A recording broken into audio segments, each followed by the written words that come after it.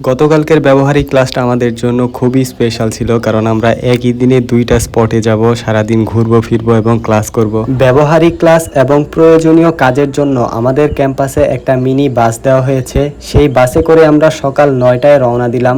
আমরা প্রথমে যাব গো প্রজনন কেন্দ্র এবং দুগ্ধকামা সাভার ঢাকায়, সেখানেই আমাদের প্রথম ক্লাস। ফার্মে প্রবেশ করার পর সেখানে দায়িত্বরত থাকা স্যার মহোদয় শর্ট ব্রিফিংয়ের মাধ্যমে তাদের খামার সম্পর্কে আনুষঙ্গিক তথ্য এবং তাদের কাজ সম্পর্কে বিস্তারিত একটা ধারণা দিলেন। প্রতিটা খামারের জন্যই বায়োসিকিউরিটি খুবই গুরুত্বপূর্ণ একটা বিষয়। আমাদের শুরুতেই শিখিয়ে দিলেন খামারের গেটে কিভাবে জীবাণুনাশক দিয়ে পানি রেখে দিতে হয়, যাতে ঢোকার আগেই আমাদের জুতার নিচে থাকা জীবাণুগুলো ধ্বংস হয়ে যায়। এটা কিন্তু শতভাগ সরকারি একটা প্রতিষ্ঠান। এখানে নির্দিষ্ট কিছু নিয়ম কানুনের ভিতরে সব কার্যক্রম চলে।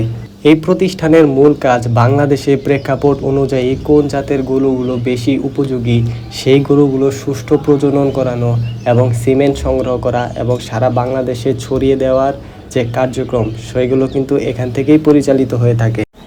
এখানে শতভাগ আধুনিক পদ্ধতিতে গরু পালন করা হয়।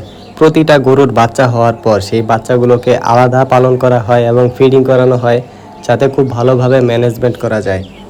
এই খামার সম্পর্কে সকল যাবতীয় তথ্য কিভাবে ম্যানেজমেন্ট করা হয়, গরুর রোগবালাই সম্পর্কে এবং সব কিছু সম্পর্কে আমাদের স্যার মহোদয় বিস্তারিত একটা ধারণা দিলেন এবং শেষমেশ একটা শর্ট ব্রিফিংয়ের মাধ্যমে আমাদের প্রথম ক্লাস এখানেই শেষ করা হলো। মাঝখানে ছোট একটা বিরতির মধ্যে আবার একটু ঘুরে ফিরে পুরো ফার্মটা ভালোভাবে দেখে নিলাম। এরপর আমরা দ্বিতীয় ক্লাসের জন্য রওনা দিলাম। দ্বিতীয় ক্লাসের জন্য আমরা হর্টিকালচার সেন্টারে যাব। এখানে উন্নত জাতের সকল ফলের চারা এবং সবজির চারা উৎপাদন করা হয় এবং এগুলো কৃষকের মাঝে সরবরাহ করা হয়। আর এই হর্টিকালচার সেন্টারে 3 দিনব্যাপী কিন্তু প্রশিক্ষণের ব্যবস্থাও আছে। যারা উদ্যোক্তা হতে চায় তাদের জন্য 3 দিনব্যাপী এখানে প্রশিক্ষণ দেওয়া হয় এবং সার্বিক সহযোগিতাও করা হয়।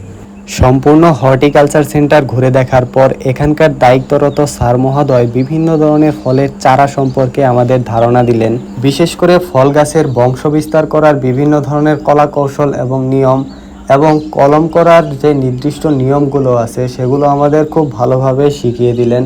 জোর কলম, গুটি কলম, চোখ কলম আমরা কিভাবে করব সেগুলো সম্পর্কে বিস্তারিত ধারণা দিয়ে তিনি হাতে কলমে করিয়ে দেখালেন কিভাবে কলম করলে শতভাগ সফল হবে।